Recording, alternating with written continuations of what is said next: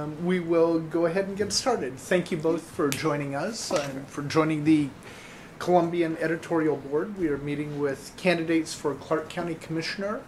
I'd like to welcome Craig Pridemore and Jeanne Stewart. I am Greg Jane. I'm the editorial page editor here. I will be moderating the meeting. I now would like to introduce Tyler Graff, our reporter, who is covering this race. He will be sitting in on this meeting. He will not be asking questions in this forum, but he might want to speak with you afterwards. And just so you know, we are videotaping and recording this for use on our website, and we will post the meeting in its entirety for our readers' benefit. As I said, I'm Greg Jane. I will be moderating. We will try to keep things moving, so try to keep your answers on topic and to the point, and hopefully we can keep it lively and have some good debate. We'll start with opening remarks. Please tell us why the people of Clark County should elect you, and let's say keep this to 2 minutes or less, and we'll start with Jeanne. So, thank you for the opportunity to come and talk to the board. So I want a new future for Clark County. I want an expanded future for Clark County. I want Clark County to be all that it can be. It's in a key location in this country. It's in a key transportation corridor. We have key resources of every kind, including ports, highways, land that can be developed into commercial, industrial, retail, and housing. We have a wonderful quality of life. We have wonderful natural resources, and those are all the assets of a county that can bloom and grow and develop its own economic machinery. For too long, we have relied on Portland and Oregon's economic machinery, and we've kind of tagged along at the end of that. It's time for us to be the county we can be. And that's going to take work. It's going to take protection of the natural resources. It's going to take protection in our transportation corridors, which include safe transport for all hazardous materials. And I don't want to isolate that to any one category. So we can be a county to be reckoned with. And I want to move out of the thinking that we need to have Oregon's approval to make necessary improvements. I think they need to get on board realizing we're a partner to be dealt with, and our needs and our interests here need to be considered by them in this realm of regional transportation, which really is of mutual benefit. And our citizens will benefit. We'll have jobs, and we'll have a true future with family wage jobs. Thank you. Thank you. Craig? Yeah, my interest in this race came up, of course, last spring. At the time I was in a job I very much enjoyed and on a career path that I certainly was more naturally inclined toward. But watching what's happened in county government in the past couple of years troubled me a great deal. And I talked about it in three instances, or three kind of broad topics. Number one is just partnerships with other folks in the community and how we engage with each other as a community. In my experience in county government has very little ability to do things on its own. It's got to partner with other organizations, other people in the community in order to move things forward. I'd specifically cite organizations like Columbia River Economic Development Council, which to me has been the organization really at the front of doing exactly what Jeanne was just talking about in terms of making us more independent, more standalone. But groups like Identity Clark County, not a governmental entity at all, but an organization that goes out and really promotes broad visions for the community's future that I think are absolutely critical for our future. Even groups like the Humane Society being challenged in having their integrity in dealing with county citizens' question. I think all those things are real negative, and if we want to move forward with the transportation package, bi-state transportation package in the future, those relationships are going to be absolutely critical, not just on this side of the river, but on the other side of the river as well. Number two is county employees and how they conduct themselves, how they are hired, how they are fired, how are they pushed out, and then their ability to be able to coordinate with other organizations and having the respect of those other organizations in moving shared projects forward. And number three, just the long-term financial stability of the county. I was concerned about this in 2004 when I left for the Senate. When the voters passed initiative or referendum 47 in 1997, they did put county government on a path of losing against inflation every year going forward. That inevitably is going to put huge long-term fiscal stress on the county organization and our ability to provide criminal justice, court systems, and the regional services that the county really needs to be focused on. So those are my interests in Ryan. Great, thank you. We'll start with, I'm curious, Jeanne, you're running as a Republican and the county commission has been controlled by Republicans. Tell me some areas in which you disagree with what they have done. Well, I want to recharacterize what you just said. For the first time in a long time, we have 2 years only of Republican. Yeah, but the past 2 years. Yes. So it's only for the last 2 years. And if you look at the last 25 years, you will see it's always been. But what do you think of the current commission? The current commission, it's an interesting makeup. And I think I see and hear decisions that I maybe would not have made in the same way. I might have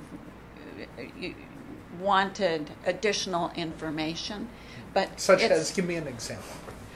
Well, the things that we hear about, the CREDC, for example. The reality is all municipal governments, county, city, and otherwise, are entering critical long-term deficit periods. Virtually all of them are. Some of it has to do with retirement funding. It has to do with the cost of public safety. It has to do with a lot of different things.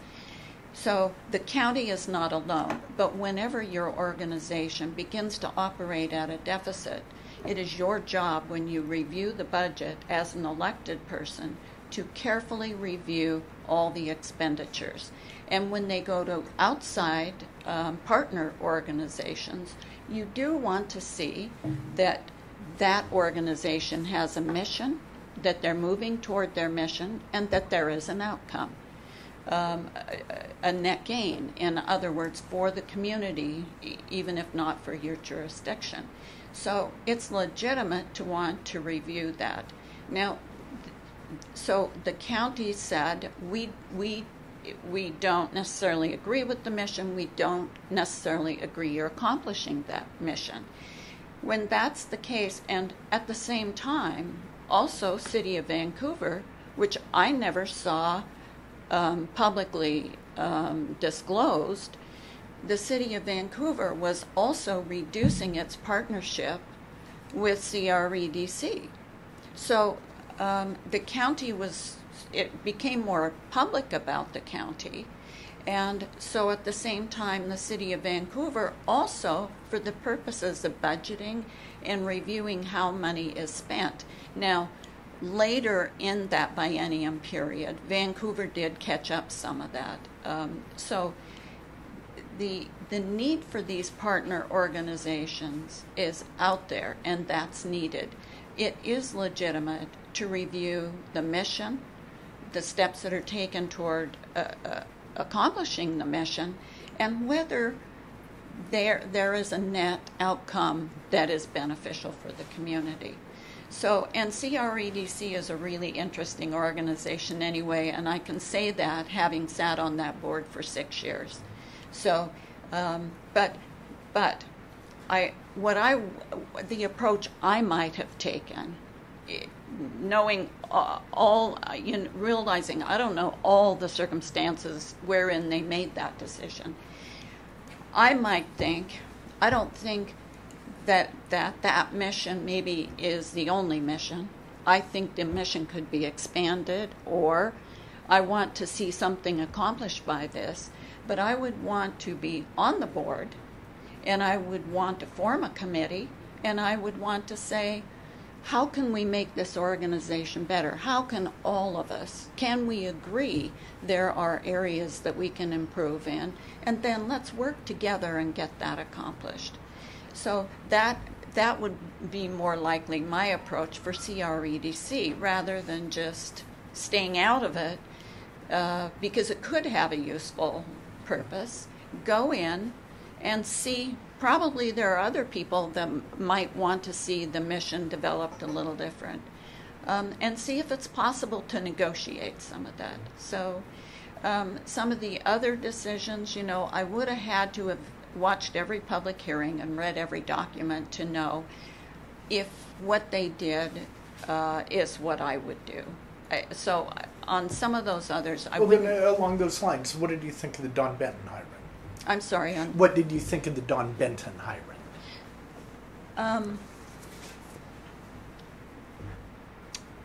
I mean, you're not sitting in on all the meetings, but surely you had an opinion on it. I was uncertain how that decision got made, and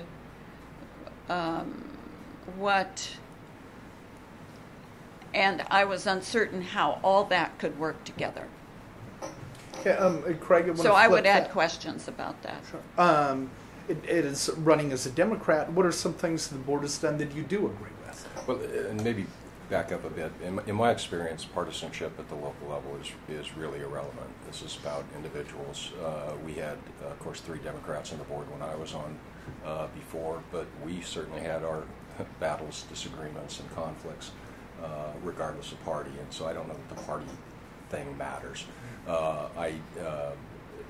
Some of their decisions, I think, where they've gone with the comprehensive plan, in large part, I agree with. I think they're under on the population forecast, but I think their efforts to expand industrial land capacity is a good direction to go in. That might be about as far as I could go in terms of areas where I have agreed with them. I would certainly have taken a different tack in a number of different issues that they've dealt with. Is the fee waiver a good policy for the county?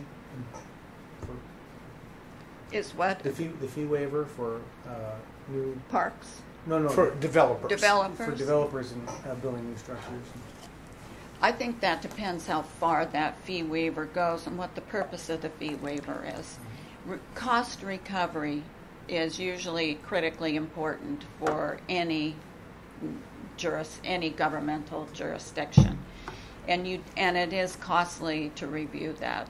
If the purpose of that is on a more temporary basis to stimulate some growth, City of Vancouver, we did the same thing. We made some things easier to do. We reduced some costs. We reduced some fees. And if that's being done to stimulate some growth, because if fees are a barrier to projects moving forward, especially in a recessionary period, then it makes sense to do that. Would you do it across the board? I would be very careful about doing it across the board, because it basically in these organizations has become a cost recovery, and otherwise you can see what happens. If you can't recover your costs, you have to reduce staff, and then you can't get the job done as well. So there's a whole series of implications and chain reactions upstream and downstream that can happen with that.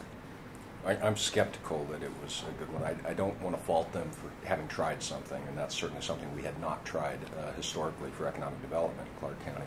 What we've actually seen thus far, speaking anecdotally, I've called for 6 months now for a comprehensive economic impact analysis, professional, independent, about the waiver and how much of an impact it actually had.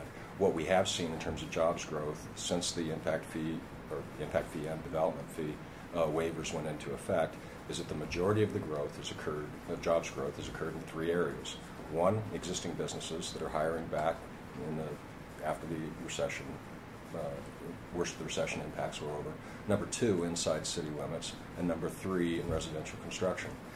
None of those were affected by the fee waiver.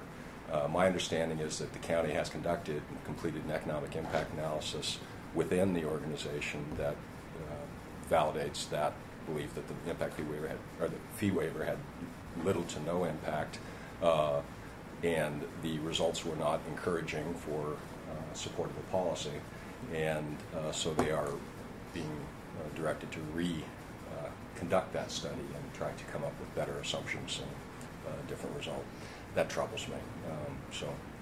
What we see is CREDC has long said, and we hear from the development community considerably, the three biggest barriers we have to economic development are availability of shovel-ready, developable industrial and commercial lands.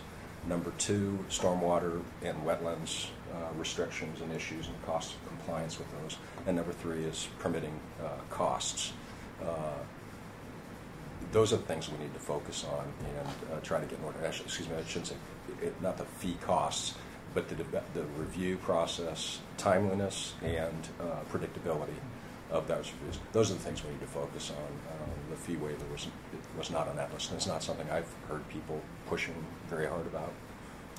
Let's talk a little bit, if we could, about the proposed charter, in favor of or against, and why, or can you start too? I don't favor the charter. I have seen charters come about 2 or 3 times. In my recollection, I believe they've come forward a few more times than that.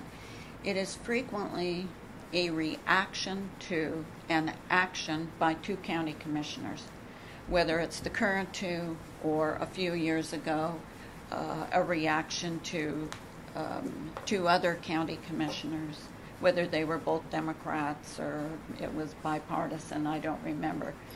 And so I don't believe to change a form of government when you are disgruntled or unhappy with a couple elected officials. You can wait until the election cycle and change those elected people, or better yet, understand what it is they did and why they did it. And if you disagree, the very best feedback that can change elected officials' behavior is people sitting down and talking to them, especially if they're responsible people, and will sit you down and say, you know what, I think you're wrong-minded on this, and I'm really concerned about this, and here's why. And that can run the gamut of all kinds of things, because what you can do is start to change behavior immediately. You don't need to wait 2 years when you're afraid of what other decisions might be made, because that if you're a responsible elected official, that should have a big impact on your ability to reconsider. Is where rational people come to you and say, bad idea, not sure why you did that. That's negative. But is there any merit in the theory that regardless of whether they're conservatives or liberals, that what has happened presently, or maybe in the past as well, exposes the idea that just 3 people making the decisions for the entire county, which means just 2 people, a majority, can make these decisions? Doesn't it expose the idea that we should have more people involved in being able to make those decisions than just 2? That can be a good point. On the counterpoint of that is a trend that I've seen in government for at least the last 12 years, which is to find ways to have policies or restrictions or to negate the ability and impact of elected officials across the board. That concerns me because it should be the true representative of the citizens. And what I see is more and more bureaucratic structure coming in. And this is an honest observation that I've made over the last 12 years, and there are lots of ways to do it. Rewriting policies, rethinking charters, redoing all of those kinds of things. When I read this charter, My belief is this reduces the potential effective ability of the elected officials to make changes as citizens might want done, and puts that in the hands of an administrator. Okay, well, and then we'll go to Craig on this issue. Let's assume, for the sake of argument, that the charter gets defeated. Now, there are other ways to, notwithstanding a charter, I believe there are other ways to increase the county commission from 3 to 5 without any of this. I mean, you're opposed to other things in the charter, and that's Yes. understandable. Would you be in favor of, assuming the charter gets defeated, of pushing for a 5-member county commission than a 3-member county commission? I might be. That is not something that I've seriously thought about the potential for. I think I'd be really interested, if that was the case, about how the districts were divided, and if it would be by district, or would it all be elected at large, or how would that work? So that detail might sway my opinion. But assuming that all of those things were answered Yes. favorably in what you believe it should be, would you then be in favor of advocate for 5 people instead of 3? If I was convinced that would provide a productive outcome, and one of the benefits of that would be this. Right now, 2 county commissioners are a quorum. So if I wanted to go down the hall and talk to Tom Melke or David Medor about an issue that's coming up,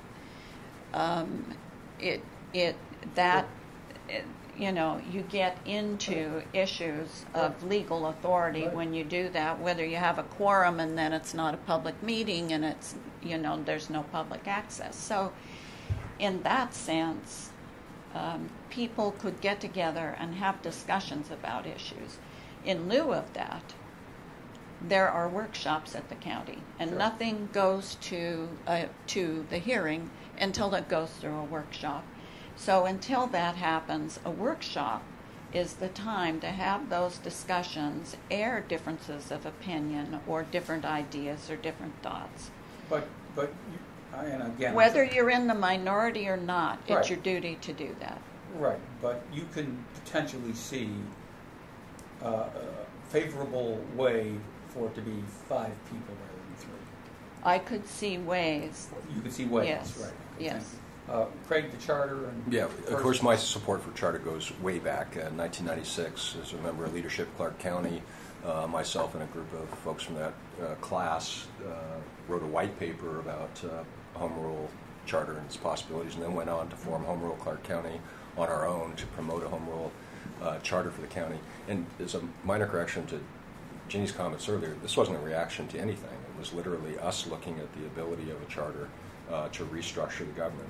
Frankly, Clark County government was based on the state constitution in 1889.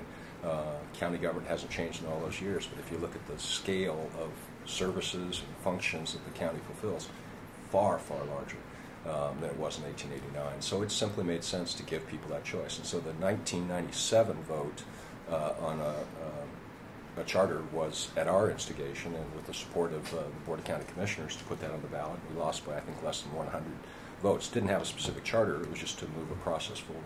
2001, when I was county commissioner, the 3 of us, again, no conflicts, no problems, nothing inherently broken.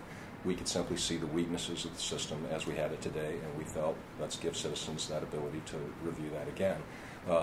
And that's where that 2001 process came up with, and I thought they came up with a very responsible charter that voters, for whatever individual reasons, rejected, but it was not in reaction to anything. It was simply an effort to make county government better. This latest effort may, in fact, what we argued most strongly in 2001 and in 1997 was that this was the right time to go about doing a charter review and looking at our structured government, because there weren't crises, there weren't problems, we weren't going to get a knee-jerk reaction. My concern with this process here in the past year has been that it would be in reaction to the current state, and they would propose a whole lot of things to deal with the current state rather than looking fundamentally at the structure and how it should best be structured going forward. I don't find that that's what they did. I find they pursued a charter that's very balanced. The vast majority of the connections and the things Jeanne disagrees with simply formalize the historic practice. In my 6 years in the Board of County Commissioners before, I never once interviewed a candidate as a department head. We didn't do it. We had one county employee that worked for us, and that was Bill Barron, the county administrator. Everybody else worked for him. He hired his people, he fired them, he disciplined them, he made those decisions. We stayed out of that. That kept a firewall between the politics that we were inevitably involved in and always will be, away from the professional advice, opinions, and things that were flowing back to us. The charter that they're proposing, in those instances of it, in the creation of the county manager, simply formalizes that historic practice. I think that's a extremely good direction for it to move in. And it was something that we identified and knew about back in the day. I remember several discussions that the board had about our need not to go and give staff direct direction. We did our things in our work session meetings where if two of us said, Bill, you go do this, Bill would carry that out to staff. That's the way the decisions were made, and we kept that firewall. I think that's really important, and I think it's important for the credibility of county employees, just so people know that they're not pursuing a political agenda. They are doing what the elected officials have directed. And if the charter fails, would you be in favor of pursuing the idea that we should have 5 county commissioners rather than 3? Yeah, my recollection, I would, and just looking at the population growth the county has incurred, well, let's take it back to 1889, which was when the 3 county commissioners were created. Clearly, we've had a huge expansive population, and the county commissioners serve on so many of these other boards in the community. That can be a lot of work. I would point out that several years ago, it was before the current board, but the board gave up doing land use appeals. When I was on the board before, I think fully 50% of my time was doing land use appeals. I think looking at the pay and the time expectation of commissioners would be appropriate, certainly if you went to 5, where you could spread some of that work out a little further. So I think there's more, and I would regret doing that as a single act, because I think it's important that citizens here locally get accustomed to the idea that this is their responsibility, and how the county is structured and how it evolves with time, that's their responsibility to look at that. And just creating 5 commissioners isn't going to do that. Creating a charter and having a periodic charter review process, I think, is a good one that engages citizens, and I'd like to see that move forward. So the 5 I would still support, but I would much prefer a charter. You also asked about the proposed East County Bridge, and Jeanne, if I can go with you first on this. I'm sorry. I would like to Sure. make a point here. Okay. In my mind, there is no question that a strong county administrator, not elected, a strong, highly qualified, highly professional manager is always needed for the county, because elected officials do come and go. You need that historical memory, you need that continuity for any business organization. So I do think there should be boundaries between authority and responsibility, just like you would do in a business. And I think it doesn't take changing the charter to bring about some emphasis. I believe the board could reach an agreement of a policy that says hiring will be done by the county administrator, and firing will be done by the county administrator, so that that responsibility and that authority are aligned. I think that's crucially important. But do you think, through your general observation of the county commission, that the very point that you're making is being abused by the present county commissioners?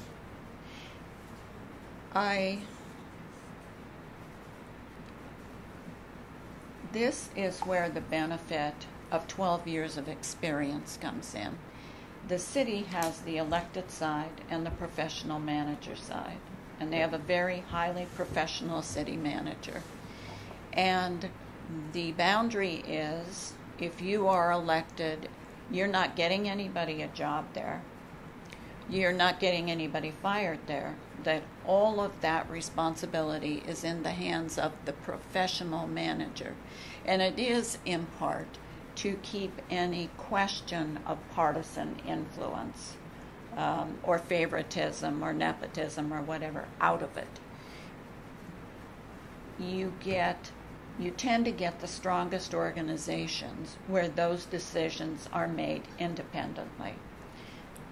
Otherwise, you can get complications that start in organizations and become systemic, and that's no good. Right, but do you think that it's been abused here presently? You know, for example, hiring Benton, Yeah. I am not privy to their conversations. I would maybe opt for some kind of an agreement that direct influence of hiring wouldn't be in there. On the other hand, I don't want to see the county commissioners' hands tied in other matters that would prevent them from being responsive to the citizens who elect them. And when I say citizens, we all understand that's like the big we in we. That's businesses, that's, representing the citizens is tough business because you've got all kinds of citizens with all kinds of opinions. So that takes synthesizing the information really to try to reach that point. I would not want to ever be an elected official where I could not do that. But you seem to be reluctant to agree with the word it was abused. Is that correct? I think it opened a door that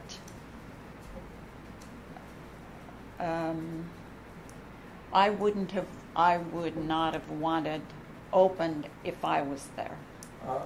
Are you reluctant to use the word abuse in this case? Yeah, I would not use that word either, simply because it is a allowable function. I mean, they have that power. It's legal authority. They have that right. Legal authority. The issue is that in historic practice, we wouldn't do that. And for the same reasons that Jeanne is talking about, we would put that firewall because we all recognize the need to keep that distance from politics and the professional staff. So they didn't abuse anything. They simply changed a historic practice that I think it was a very bad direction for them to go in. And I think it's caused a lot of credibility challenges for the county government, county staff now that I would like to see undone. Okay, well, and you both may have a different definition of abuse than I do. Could be. That's okay. Let's go to the East County Bridge if we could. And the question that I have on the East County Bridge is not whether or not the East County Bridge is a good idea or a bad idea. I think most people actually concede the idea that at some point an East County Bridge could very well be necessary for Clark County.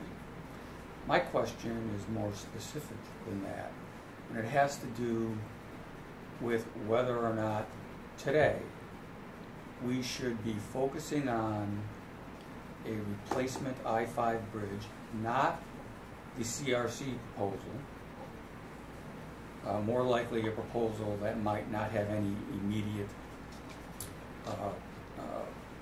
access to light rail, might not even have any high tolls. Should we be focusing on that or focusing on the East County Bridge, which is presently being, as we know, being pushed by County Commissioner David Medora? So that's the question. Where should our priority lie in this East County Bridge, or looking for an amenable solution to an I-5 replacement bridge? Jeanne? A third crossing, in my estimation, is imperative, and that needs to be begun as soon as possible. Understanding that will take some partnership with Oregon and with the feds and with the state. I don't underestimate all those partnerships that are necessary for transportation, because I've worked on those for 12 years at the city and at National League of Cities on the Transportation and Infrastructure Steering Committee, which is the key. It's the highest ranking committee. So That being said, we need a third crossing. I sat in on the third crossing proposal. I only knew about it a couple days ahead, so I sort of was going in there with my shoes on fire. Oh, okay. And no information to analyze. So between a couple handouts they had and the presentation, I made about 3 pages of notes as that went along, and that's based on all the conversations and committees and everything that I've participated in there, questions that would be legitimate questions for all kinds of venues. I have not sought answers to those questions, but how those questions would be answered would be totally key to me to whether I could say that third bridge crossing that was, I can't say it's a proposal. It's not fair to say it's a proposal. It's like a suggested idea at this point. There needs to be 3 crossings. What I would prefer to see is a third bridge be developed. Then I would like to see us come back and redo I-5 Bridge, because I do believe it needs to be redone. And I would love to see downtown Vancouver preserved without a very large bridge going over the top, so that downtown can develop into what this downtown is meant to be. It's not meant to be a little village underneath a big monster concrete structure. There's so much more future we could hope for. It could be rebuilt as a drawbridge. They are rebuilding drawbridges in this country. And that would keep a low profile coming in through downtown Vancouver, and then we could see some building heights develop. We could see some other things. Okay, so third East County Bridge first, and then come back and look at a proposed I-5. I believe it needs to be redone. Redone I-5 Bridge. Okay. And I do believe if it's not now a safety issue, that it will be a safety issue. Great. Well, I want to correct one thing that was out in the public a lot here in the past few years about the discussion on CRC in general, and that was that no other alternatives were ever considered. We just simply went straight to the I-5 bridge. That was the only thing that was looked at. That's categorically untrue. The I-5 Trade Partnership Study, which I was a member of and a lot of members of the community were a member of, back in 2000, sanctioned by Governor Locke and then Governor Kitzhaber, got together and we analyzed every possible solution for bi-state transportation, both upriver and downriver. The consensus among the group, and it was a unanimous consensus among the group, was that fixing I-5 was the number one most critical part of that infrastructure, and that it should occur first. I agree, obviously, with that decision.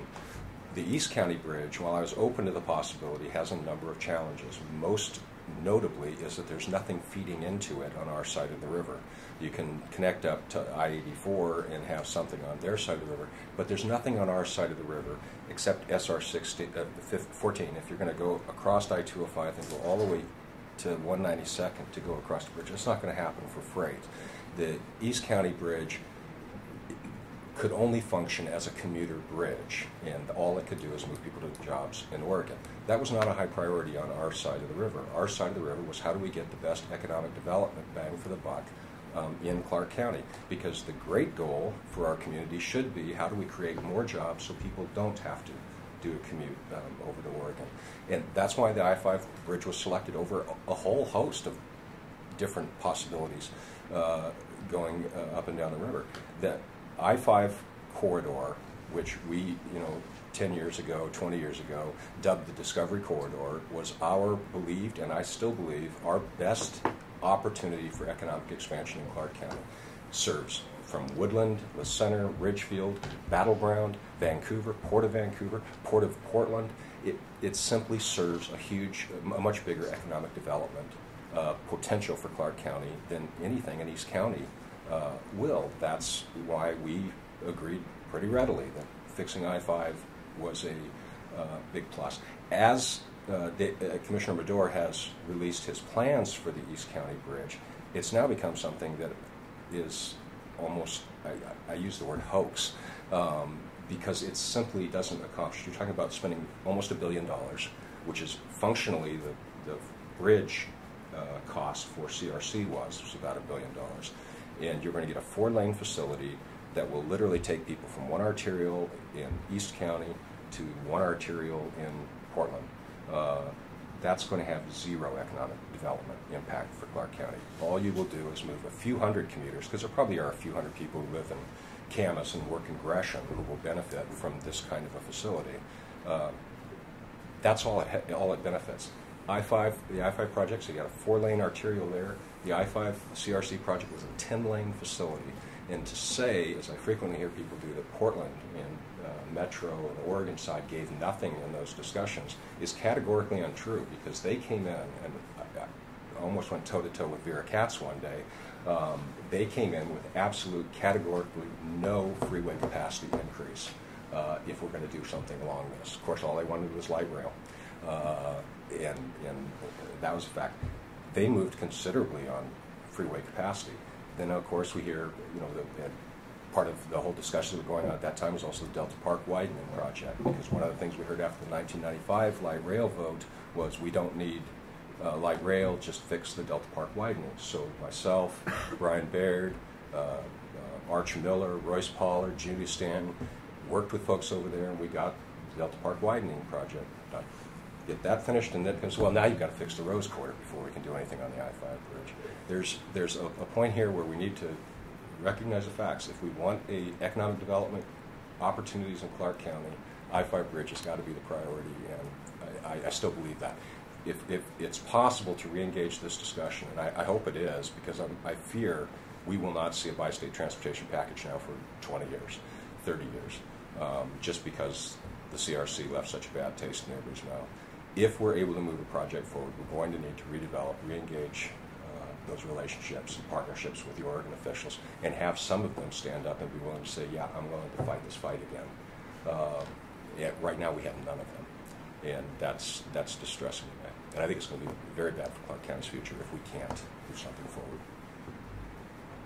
Now, when you were in the state senate at the time, I believe you sponsored a bill giving the state the authority to place tolls on the bridge. To the Transportation Commission. Yes.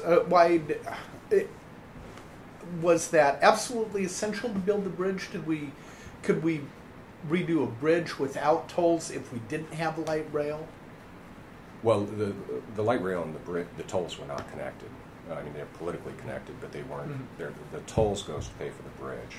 The light rail would have been fully funded by the federal government. They pay for the construction, and then the local sales tax option, C-Tran, would have funded the operations of the light rail piece. So that's completely separate from the tolls. The tolling authority, there was never a drop-dead final, it's going to be tolls, period. We could have still moved forward with a property tax, we could have moved forward with a sales tax, we could have moved forward with an employee tax. There were a whole range of other taxes that could have been used to fund the local share responsibility for the project.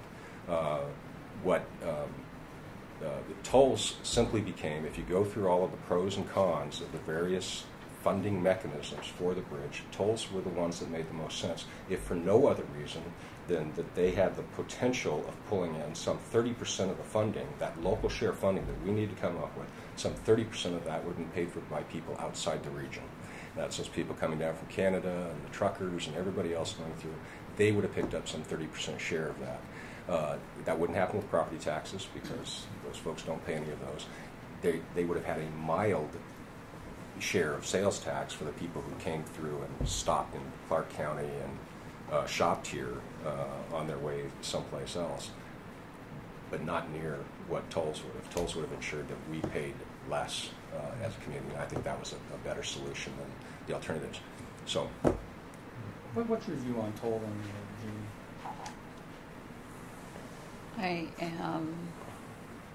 I would say entirely opposed to tolling major interstates. And when I look at I-5, it's an international freeway. It goes Canada to Mexico. Every major freeway, east and west, feeds into I-5. For anybody going to the West Coast, for anybody using any of the ports, we have a huge number of deep water ports all along the I-5 corridor. And, you know, I don't think of the I-5 corridor like getting across the interstate bridge. I think of the whole corridor. So when I look at the economic interactions there, it tells me that I believe the feds should have a higher regard for the quality of that piece of infrastructure all the way north and south. It's crucial for trade and for in and out of the ports. Every major railroad system feeds into I-5 for load and unload. And I think the feds, when they evaluate how much money they're going to put at what interstate, they should look at the whole picture of what the economic picture is of that entire interstate. And for everybody to be able to use it, where we know we have approximately 65,000 people per day that cross to go to between Clark County and Portland, it's a disproportionate share for our citizens who are in that brief period of I-5, that brief geographic area, to be carrying the lion's share of the cost of that. So I really do think this is an example, probably the best example maybe in the country, of federal and state realizing the importance of that corridor and helping out getting a legitimate, effective crossing. And to Craig's point, Portland did agree to improve Delta Park, but if they really wanted to help our commuters, what they would do is take out that HOV lane, because our citizens can get over there to get to work, to pay the state income tax, but they're tortured on their way back by that HOV lane, which backs up traffic on every highway in Oregon, 26, 405, I-5, and 84. I think that's worthwhile, but I can tell you they're not at all interested in helping our commuters, and they were. Well, in fact, that was what got Vera Katz and I toe to toe. Was when I suggested they should appreciate as much income tax as we pay into their state. Their issue was never about commuters. It's never been about Clark County residents, and understandably, that's not who they represent. Their interest was in freight mobility and economic development, period. And if that was not a key component of the project, they simply would not have done anything. And so, and actually, in that sense, for serving the Port of Portland, Delta Park narrows the two-lane bottleneck that was there, served their interests because it slowed our commuters down and let their trucks move. So that's a critical piece to understand. I think it's something our current Board of Commissioners doesn't understand. Whether we think the federal government should pay for all this, the state or somebody else should pay for all this, we can think that all we like, but if it's not reality, it's not reality. It's not going to happen. At the time that we were doing the project, the federal policy was 1/3, 1/3, 1/3. We'll pick up 1/3, state picks up 1/3, local government picks up 1/3. And they were doing that all over the country. Unfortunately, depending on your perspective, unfortunately they got rid of federal earmarks a few years back because, frankly, we had Patty Murray in a great position that we probably could have gotten more of our share like Boston did with Ted Kennedy and the Big Dig. We weren't in that position. We just didn't have the ability to get that to happen. So does that mean nothing happens? And do we sit for another 30 years with no more freeway capacity through our region? That, to me, is a much worse cost than the CRC would have been.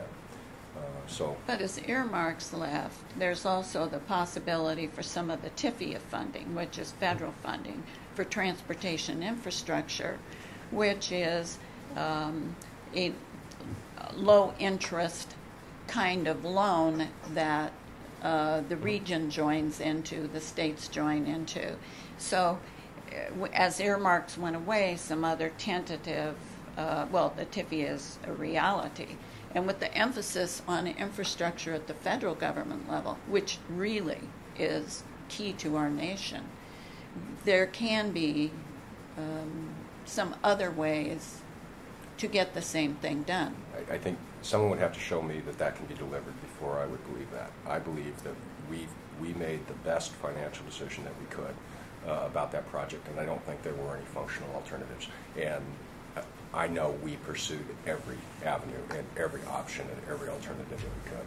So that's my strong belief. And until somebody can show me that they can build a bridge for no cost to us locally, I simply don't believe it.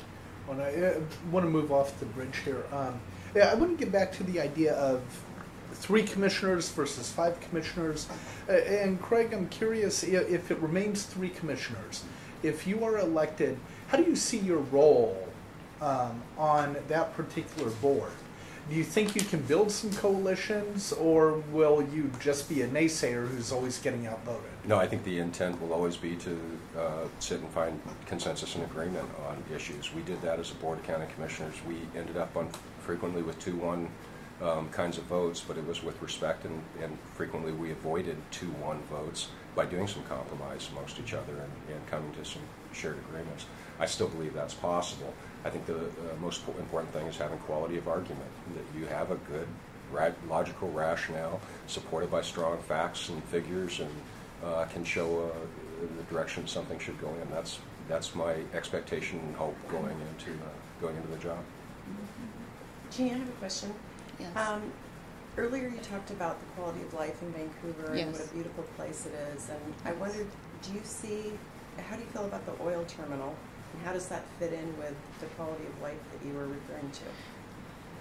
I'm concerned about that oil terminal. I am concerned about the way that oil is transported now. I believe it's important for our country to be as energy independent as possible.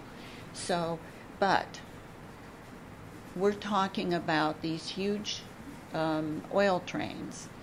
And I was just reading an article today that the oil companies, so this would be shippers and the oil companies and the shippers and perhaps even the rail lines, are asking for a 7-year extension in making cars more safe. No, not 7 years from now. We're talking about so much of this travels along the Columbia River all the way from the east. We need to err on the side of caution like we would any other kind of hazardous material.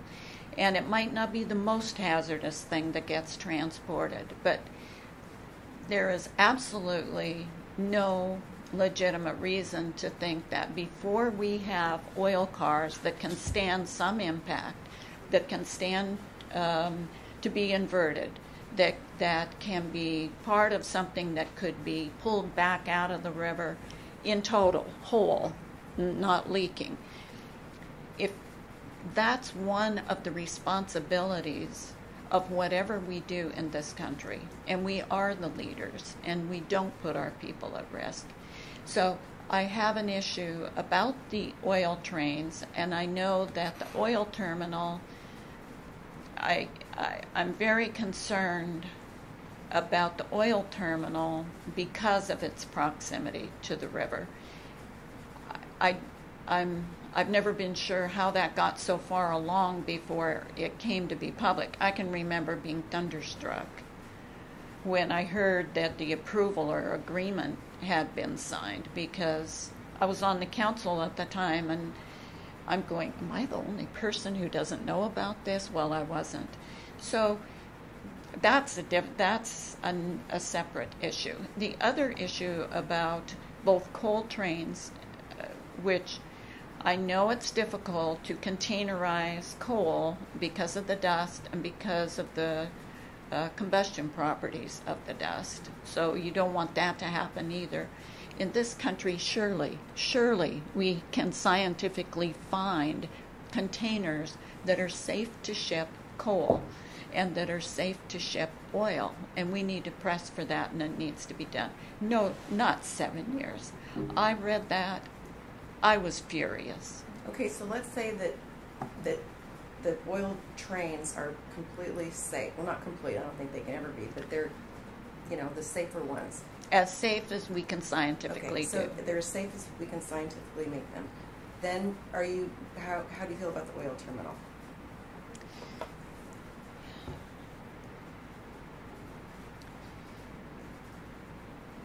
My gut reaction is I don't like it. My thoughtful reaction is, my gut reaction, it's too big, it's too much, it's too close to the river, there's too big of a danger. My logical part of my brain says, well, we want energy independence, we want to be able to drive our cars, we want to be able to heat our homes, we want to have jet fuel, we want all of this stuff. So I have a mixed feeling, but the problem is I don't think of it in Clark County. Will you vote with your gut or your logic?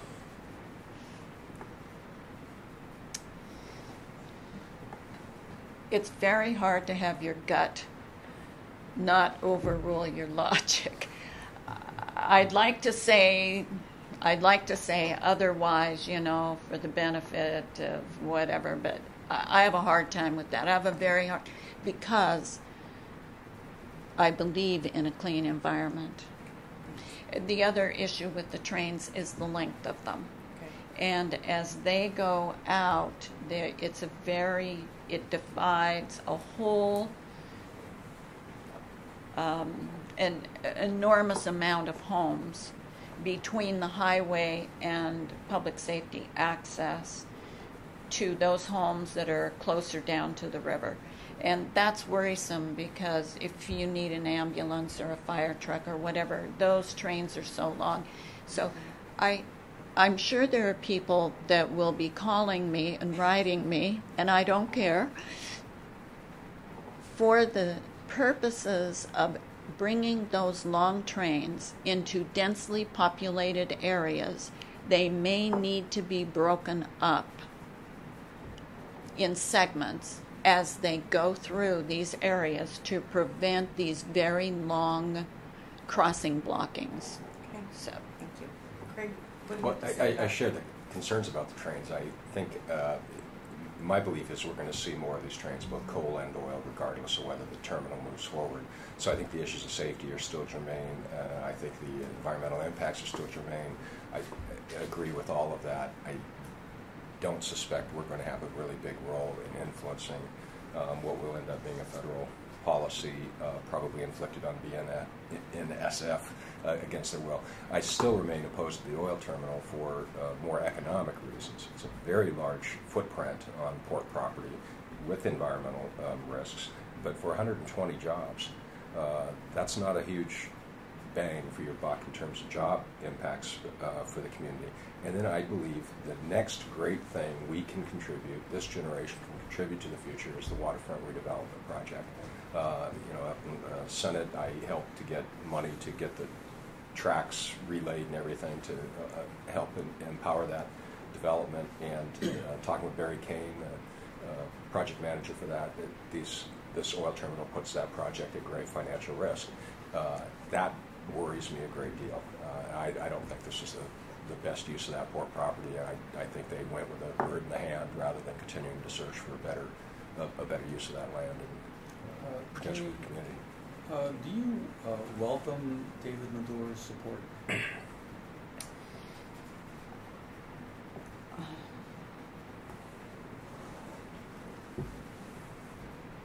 I welcome financial support from any source that has no strings attached. So I know he supported you financially, but do you actually... He and his wife each gave me Right. the maximum, and that was in the primary. Right. Do you think his support is a benefit or a hindrance to your campaign? I haven't really thought about that. I think that when you take campaign contributions from anybody, if someone goes through your public disclosure list of who gave you money, there's always the allegation, for example, with Craig, unions have loaded him with cash. And so there will be people who look at that and say the unions own him. And the same is true of any candidate. Whatever source gives money for your campaign, there's always that assertion that, you know, they own you or they want to influence you or whatever. If you are a candidate, if you're a responsible candidate, you know that what's at stake is way bigger than bucks in the bank. It's your reputation, it's your honor, and it's your duty as a person who is serving the country. But you're a relatively shrewd politician. That's a compliment, by the way. Shrewd? Yeah. Whoa, I've never been called shrewd. Okay. That's a compliment, by the way. Well, okay. If you, I'm not in my, but that's fine. I'm not insulted. Don't worry. So, surely you have thought as to whether or not someone like Commissioner Medor would be a benefit or a hindrance to your campaign. I mean, when you say you haven't really thought about that, that's really difficult for me to believe that you haven't thought about that. Surely you've thought about whether or not that will help or hurt. And I'm not talking about the contribution, I'm just talking about his support. So honestly, you haven't thought about that? honestly, I haven't thought about that. Okay. Because it would matter, if it mattered to me, then I'd have to figure out why it mattered. So I don't, if someone gives you a contribution, and there are several people that have given me maximum contribution, and do I think that that would be a bad reflection on me? No, I don't think so. It depends. It depends on whether you believe anything is expected from it. And I don't believe that anything is expected of me by David Medor, because that's different than whether or not somebody is going to associate you with David Medor, and whether or not they may decide to vote for you or against you based on that association. That's different than you being beholden to him. And that's what I'm asking. Yeah. Well, it's harder, the decision to file as a Republican at a time where the party is kind of being disparaged and beat up. Whether that's just or not is a whole different question. It took a long period of thinking before I decided to file as a Republican, because I do know that having run for nonpartisan, I had strong bipartisan support. And what I worried about the most was not individual contributors, but did I have people that had valued me and trusted me in the past that maybe now are going to say, oh, well, now she's a Republican, so, you know. That has been greater concern to me, of not wanting people to be disappointed in me. Craig, do you want to respond to Well, the I'd like union to- backing that you have? Yeah, because the union backing, I am quite certain, is not more than 15% of the money that I've raised. I think it's closer to 10% at most. The vast majority of money I have received has been contributions from individual citizens, not special interest groups or PACs of any kind. It's simply citizens who are concerned. And I agree with Jeannie. I don't think there's anything wrong with Commissioner Medor making a maximum contribution to any candidate that he supports. I do worry about his historic practice of independent expenditure campaigns that he obviously can fund at a considerable level that most citizens can't, and I haven't seen any sign that he's doing that in this campaign, just to be clear. That kind of buying of elections troubles me about our system. It's a continuing possibility. The reality is David is making contributions to Jeanne because he believes Jeanne will be in his best interests in what he wants to do with the county. Nothing wrong with that. That's why people are giving money to me as well. Simply the way. So did he contribute to you? To David Medora? Yeah. No. That'd be news. Yeah. Did he renew his subscription to the Columbian? That would be news as well. Right. Did he take one out in the But he- first place? But he does sneak a peek on the web, I'm told, every once in a while. But, any other questions? Then we'll give you one last chance. Give us your closing arguments. And we touched upon it, but please mention maybe top 2 or 3 or 4 endorsements or support that you have. We'll have 2 minutes apiece. We'll start with the crowd. I think recent endorsements, the realtors feel good about that. We've had historic challenges in when I was commissioner before because I did push very strongly for comprehensive plan restrictions that I think they're concerned about, but I think they see my election as the best bet moving forward for quality of life in our community. A lot of the traditional Sierra Club, labor organizations, Central Labor Council, things we certainly have. Some big support from people like Ed Lynch, Bob Schaefer, David Nierenberg,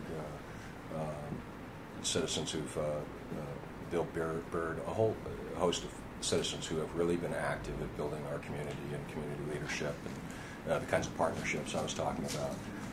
So I feel really good about those. I think that whole theme of partnerships and working together is the core theme of this campaign, and I think it's absolutely the most critical issue that we work on, not just as a community, not just as a state, but as a nation. Watch the no compromise under any circumstances mentality that goes on in Congress and the Ted Cruz Tea Party kind of approach to governance, and it simply doesn't work. Those folks may get a lot of,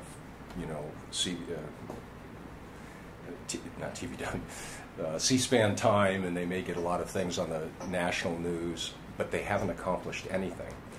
You've got to be able to compromise, and I think if 8 years in the Senate, that was the biggest thing that I learned. Partisanship is ridiculous.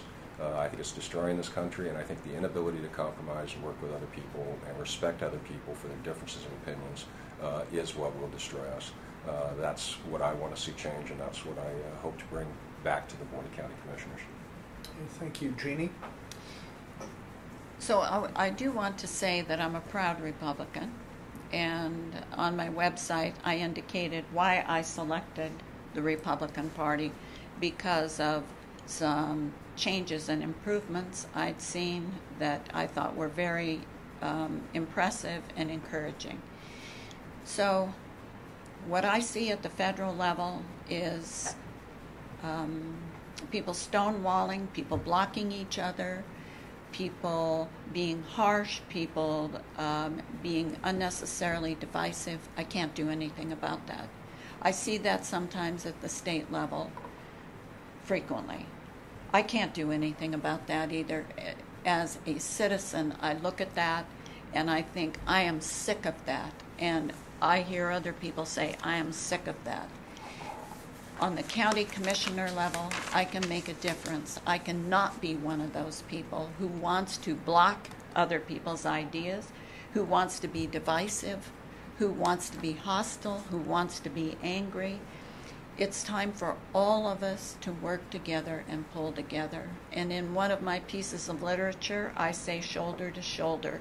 And what that implies, we're all on the same side of the ditch with the same size shovel, and we're all working and trying to move toward progress in the same way. And we will have differences of opinion, we'll have differences of approach, we'll have even differences of what the outcome should be.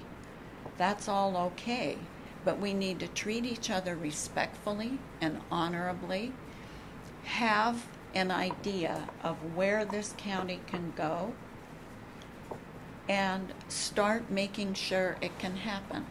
And balance, independence, and experience. That's my byline. Balance, I would like to see the balance that I would have to offer on the Clark County Commission. I would like to see the independence that I have always exercised, which isn't hand-to-hand combat. It's independence, though. And I have the experience to do this because I have a long-standing experience. So I can do a good job there, and I look forward to being there. Thank you for the chance to come in today. Thank you. And I'm sorry, 2 or 3 endorsements? I don't seek endorsements, and I don't solicit or seek endorsements. Okay. Fair enough. I had to mention I had Royce Pollard and Tim Levitt as well. So Great. Well, Judy thank Stanton you and both Judy for coming in. Betty Seymour. Thank you very much. Appreciate it.